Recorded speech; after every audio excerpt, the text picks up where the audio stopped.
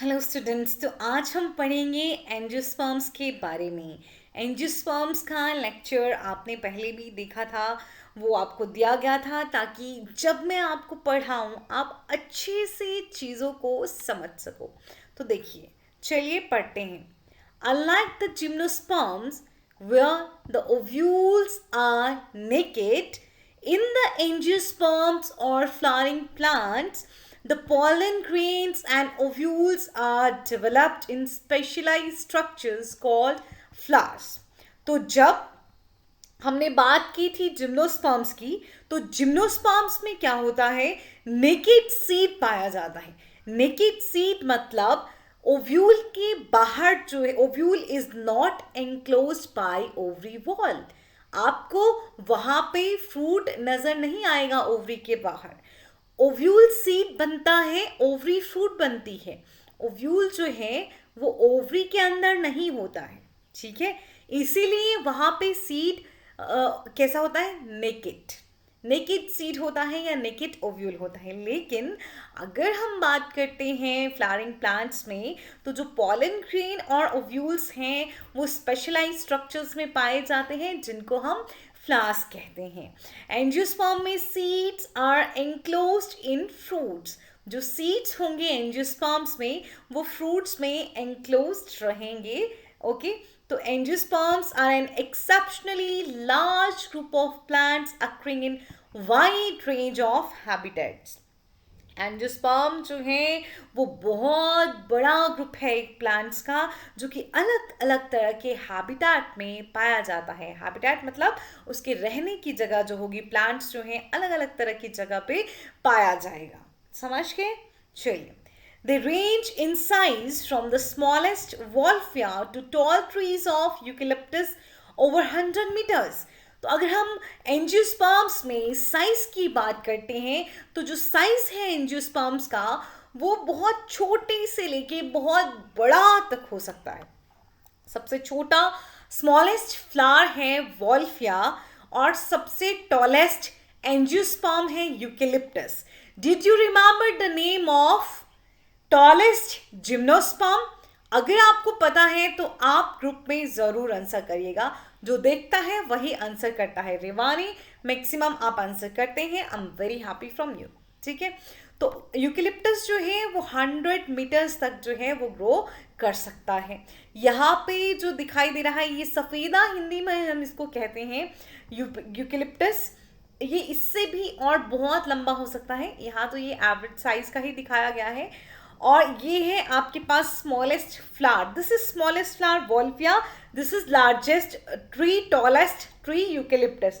अगर आपसे पूछा जाता है कि लार्जेस्ट फ्लावर कौन सा है, तो लार्जेस्ट फ्लावर जो है वो रफलीशिया होता है। ओके, तो अब एंजियोस्पर्म से हमको क्या मिलता है? They provide us with food, fodder, fuel, medicine and several other commercially important products. तो हमको फूड मिलता है, पशुओं के लिए चारा मिलता है, मेडिसिन मिलती है, फ्यूल मिलता है और भी बहुत सारे जो हमारे लिए उपयोगी वस्तुएं होती हैं वो भी हमको, बहुत सारे प्रोडक्ट्स हमको एंजियोस्पर्म से मिलते हैं। अब इनको दो क्लासेस में डिवाइड किया गया है। They are divided into two classes. एक है डाइकोटिलीडन्स और एक है मोनोकोटिलीडन्स। इनका नाम ही बता रहा है कि डाइकोटिलीडन्स में कितने कोटिलीडन होंगे? दो। सीड के बाहर दो कोटिलीडन होंगे। मोनोकॉट में सीड के बाहर एक ही कोटिलीडन जो है हमको एम्ब्रियो में, एग्जैक्टली एम्ब्रियो की बात करूंगी। डाइकॉट जो है 2 कोटिलीडन्स होंगे एम्ब्रियो में, और मोनोकॉट जो है वो एम्ब्रियो सिंगल कोटिलीडन वाला ही होगा। ठीक है, देखिए, चाहे आप एम्ब्रियो बोल दें या सीड्स बोल दें, ठीक। तो dicotyledons are characterized by seeds having 2 cotyledon. Seed के अंदर क्या होंगे? 2 कोटिलीडन। सीड कोट के अंदर, आपको सीड के अंदर नहीं कहूंगी, सीड कोट सबसे बाहर क्या होता है? सीड कोट होता है। ठीक, आपको सीड्स में 2 कोटिलीडन्स दिखाई देंगे, डाइकॉट्स में विनेशन इन लीव्स, ये होता है विनेशन बेटा। ये किस तरह से लीव्स में वीन्स जो हैं वो अरेंज्ड हैं। तो विनेशन जो होगा वो रेटिकुलेट विनेशन होगा। रेटिकुलेट का मतलब होता है नेटवर्क लाइक। तो यहाँ पे आपको नेटवर्क लाइक जो है वो विनेशन देखने को मिलता है डाइकॉट्स में। टेट्रामेरस और पेंटामेरस फ्लावर्स होंगे हैविंग 4 और 5 members in each floral whorl. You should know एक फ्लावर जो होता है उसमें 4 मेन वर्ल्स होते हैं। सबसे बाहर सेपल्स होते हैं, फिर पेटल्स होते हैं, फिर एंड्रोशियम होता है एंड देन गाइनोशियम होता है। यहाँ पे देखिए, यहाँ पे आपको इस एक वर्ल्ड में कितने जो हैं दिखाई दे रहे हैं मेंबर्स, 1 2 3 4। तो ये फ्लावर एक टेट्रामेरस फ्लावर है। तो टेट्रामेरस और पेंटामेरस फ्लावर्स क्या होते हैं, जिनके पास हर एक वर्ल्ड में 4 या 5 मेंबर्स होंगे। अगर यहाँ पे हम एंड्रोशियम की बात करते हैं तो यहाँ पे पूरे स्टेमन भी हमारे पास कितने हैं, अब ज़्यादा हैं, सिर्फ 4 नहीं है, ज़्यादा है। मुझे क्लियरली यहाँ पे विजिबल नहीं, आई थिंक आपको भी नहीं होगा, लेकिन हर एक जो वर्ल्ड होगा वो मोस्टली 4 या 5 मेंबर्स का होगा। तो हम उसको टेट्रामेरस और पेंटामेरस फ्लावर्स कहते हैं। मोस्टली सेपल और पेटल्स जो हैं वो टेट्रामेरस और पेंटामेरस आपको डाइकॉट्स में देखने को मिलती हैं। तो डाइकॉट्स की कैरेक्टर्स भूलने नहीं है कि सीड्स में 2 कॉटिलिडन होंगे, विनेशन रेटिकुलेट देखने को मिलेगा, टेट्रामेरस और पेंटामेरस फ्लावर्स हो सकते हैं। यहाँ पे आप ध्यान से देख सकते हैं, ये है बच्चा लोग रेटिकुलेट विनेशन, जिसके बारे में डिटेल्ड आप मॉर्फोलॉजी ऑफ फ्लावरिंग प्लांट्स में भी पढ़ते हैं। तो जान लीजिए, रेटिकुलेट का मतलब होता है नेटवर्क, और नेटवर्क लाइक विनेशन जब होगा तो वो हो गया रेटिकुलेट विनेशन। और जब इस तरह से, जैसा कि आपको बांस के पत्तों में या फिर बाकी की घास हो गई हमारे पास, गेहूं के पत्तों में आपको दिखाई देता है, तो वो आपको पैरेलल विनेशन दिखाई देता है। तो गेहूं जो है वो एक मोनोकॉट है। तो चलिए समझते हैं अब मोनोकॉट्स के क्या कैरेक्टर्स होते हैं। Monocots, on the other hand, are characterized by single cotyledon seed, parallel venation, and trimerous flowers having 3 members in each floral whorl. देखिए डिफरेंस आ जाएगा ये मोनोकॉट और डाइकॉट में, है ना। मोनोकॉट्स में सिंगल कॉटिलिडन होगा, विनेशन पैरेलल रहेगा, फ्लावर जो है वो ट्राइमेरस फ्लावर्स होते हैं, जिनके हर एक वर्ल में 3 आपको मेंबर दिखाई देंगे। देखिए यहाँ पे आपको कितने पेटल्स दिखाई दे रहे हैं, 1 2 एंड 3। वहीं आपको कितने जो है वो स्टेमन दिखाई दे रहे हैं, 1 2 एंड 3। हर एक वर्ल में कितने हैं मेंबर, 3। पेटल्स का एक वर्ल होगा और स्टेमन का एक वर्ल होगा। The whorl of stamen is called androecium and the whorl of carpel और पिस्टिल इज कॉल्ड गाइनोशियम। तो ये था मोनोकॉट्स और डाइकॉट्स के बारे में बेसिक्स। और एंजियोस्पर्म्स की 2 मेन क्लासेस आती हैं, डाइकॉट्स एंड मोनोकॉट्स। डिपेंड करता है कि सीड में सिंगल कॉटिलिडन है या 2 कॉटिलिडन्स हैं। ओके, चलिए, मेरे पास जो है वो बैटरी थोड़ा सा इसमें लो हो गया है, लेकिन हम बैटरी का लो नहीं होने देंगे। हम जो हैं अच्छे से पढ़ाई कर लेंगे अपनी, ठीक है।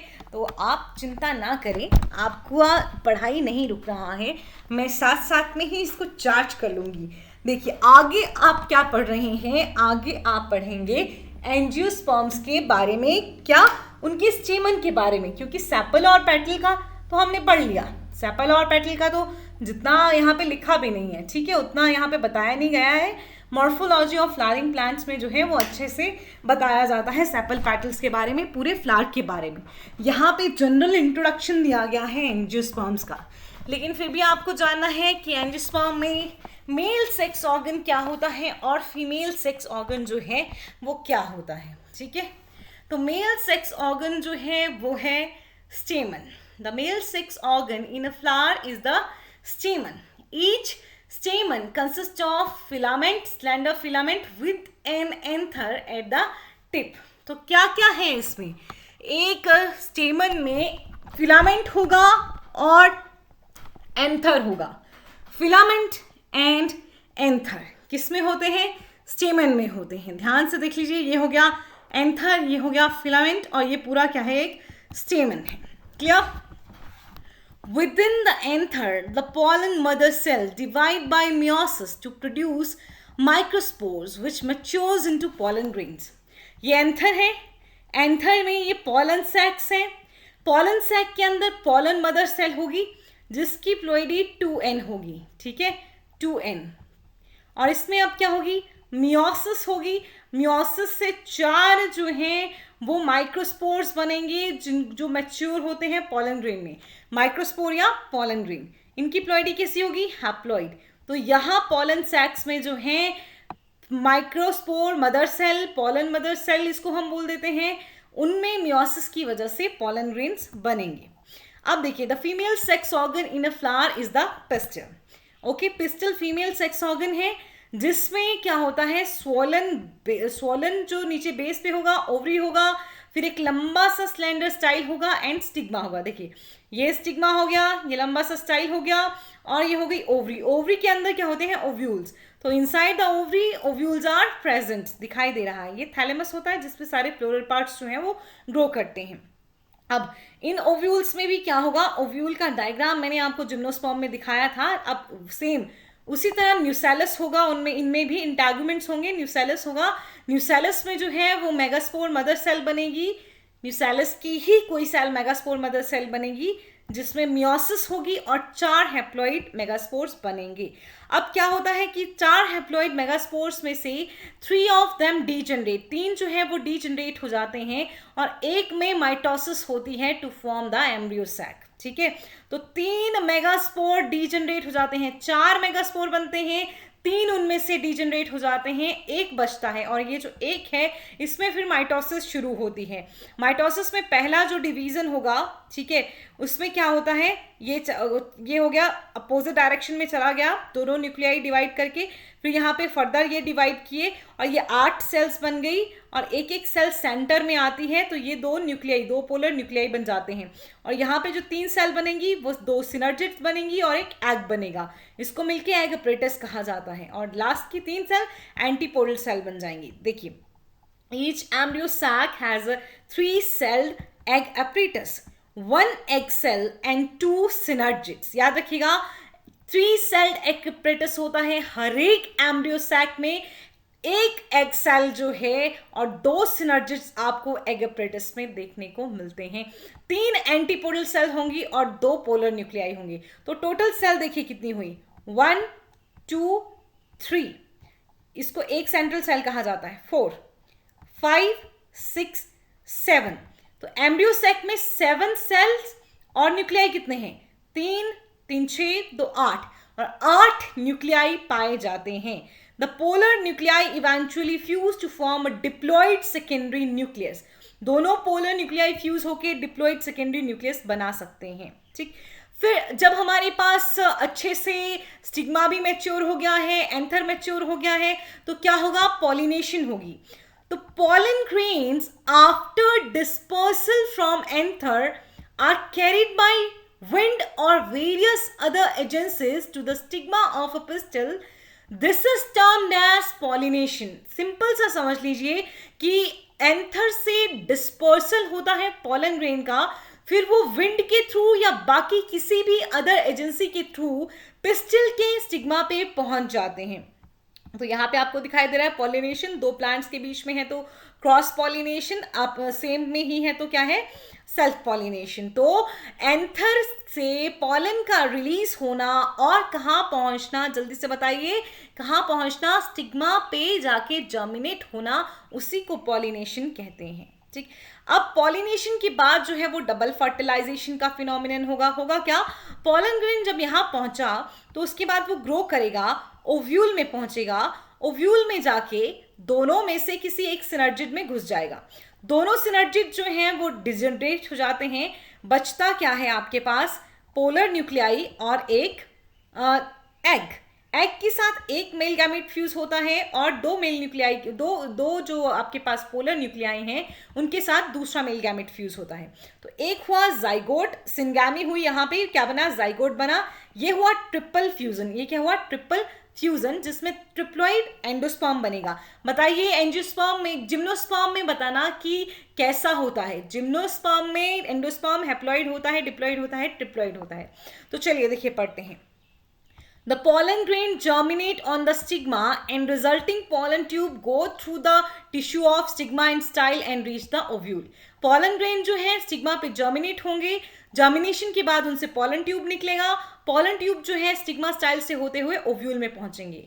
फिर the pollen tube enters the embryo sac where 2 male gametes are discharge. तो पॉलन ट्यूब जो है वो एम्ब्रियो सैक में चली जाएगी जहां पे वो 2 मेल गैमीट को डिस्चार्ज करेंगे। अब एक मेल गैमीट जो है वो फ्यूज करेगा एग के साथ, प्रोसेस को हम कहते हैं सिनगैमी। क्या फॉर्म होगा? जाइगोट फॉर्म होगा। और वहीं पे जो दूसरा मेल गैमीट होगा वो फ्यूज करेगा डिप्लॉयड सेकेंडरी न्यूक्लियस के साथ, ठीक है। तो क्या बनेगा? ट्रिप्लॉइड प्राइमरी एंडोस्पर्म न्यूक्लियस बनेगा, ठीक है। तो अब क्या हुआ? Because of the occurrence of 2 fusion, 2 fusion हुए। एक हुआ सिनगैमी जिसमें एक मेल गैमीट जो है एग के साथ फ्यूज हुआ, दूसरा हुआ ट्रिपल फ्यूजन जिसमें एक मेल गैमीट जो है 2 पोलर न्यूक्लियाई के साथ फ्यूज हुआ। This event is termed as double fertilization and an event unique to angiosperm. Double fertilization ऐसा फिनोमिनन है जो कि सिर्फ और सिर्फ एंजियोस्पर्म्स में होता है, बाकी किसी में नहीं होता है, ठीक है। अब जाइगोट किस में डेवलप करेगा? एम्ब्रियो में डेवलप करेगा। एम्ब्रियो या तो एक कॉटिलीडन वाला होगा, मोनोकॉट सीड बनेगा, 2 कॉटिलीडन वाला होगा, डाइकॉट सीड बनेगा। And the primary endosperm nucleus develop into endosperm. तो प्राइमरी एंडोस्पर्म न्यूक्लियस किस में डेवलप करेगा? एंडोस्पर्म में। एंडोस्पर्म का काम क्या है? Endosperm provide nourishment to the developing embryo. जो ये एम्ब्रियो डेवलप हो रहा है इसको नरिशमेंट एंडोस्पर्म से ही मिलती है। और सिनर्जिड्स जो हैं, एंटीपोडल्स जो हैं, वो डीजनरेट हो जाते हैं फर्टिलाइजेशन के बाद। तो during these events ovule develop करता है सीड में और ओवरीज डेवलप करती हैं फ्रूट में। तो फ्रूट के अंदर सीड होगा, नेकेड सीड नहीं होगा। और लास्ट में ये है हमारे पास इसका लाइफ साइकिल। देखिए तो क्या होता है, ये है आपके पास स्पोरोफिटिक बॉडी पूरा, इस पे गैमेटोफिटिक बॉडी भी है, गैमीट्स बनेंगे। ये है स्टिग्मा स्टाइल ओवरी जिसमें ये न्यूसेलस के अंदर एक मेगास्पोर मदर सेल होगा। मेगास्पोर मदर सेल में मियोसिस के बाद जो है 3 मेगास्पोर्स बनेंगे जिनमें से एक ही बचेगा, 3 डिजनरेट हो जाएंगे। एक में फर्दर इस तरह से डिवीजन होंगे और ये पूरा मैच्योर एम्ब्रियोसैक बन जाएगा, ठीक। वही एंथर है, एंथर फिलामेंट स्टेमन बना, इसका माइक्रोस्पोरेंजियम है जिसमें माइक्रोस्पोरेंजियम में क्या बनेंगे? माइक्रोस्पोर्स बनेंगे। माइक्रोस्पोर्स जो हैं वो डेवलप करते हैं मैच्योर पॉलन ग्रेन में, ठीक। पॉलन ग्रेन जब पहुंचेगा स्टिग्मा पे तो जर्मिनेट होगा। जर्मिनेट होगा तो उसमें 2 मेल गैमीट रहेंगे, वो एंटर करेगा एम्ब्रियोसैक में जहां एक मेल गैमीट जो है फ्यूज करेगा किसको? जल्दी से बताइए किसको फ्यूज करेगा? एग सेल को। दूसरा जो है इन पोलर न्यूक्लियाई को फ्यूज करेगा और ये जाइगोट बना यहाँ पे। तो जाइगोट में से ही आगे क्या बनता है? एम्ब्रियो बनता है और ये डाइकॉट प्लांट का एम्ब्रियो है, ठीक। जो आपने पढ़ा वही इस पूरी लाइफ साइकिल में दिखाया गया है। ओव्यूल को और हम क्या बोलते हैं? मेगास्पोरेंजियम बोलते हैं। ये स्पोरोफिटिक जनरेशन जहां पे स्पोरोफाइट बनेगा, गैमेटोफिटिक जनरेशन जहां पे गैमीट्स बन रहे हैं। कोई चीज समझ नहीं आएगी तो पूछ लेना। This is all.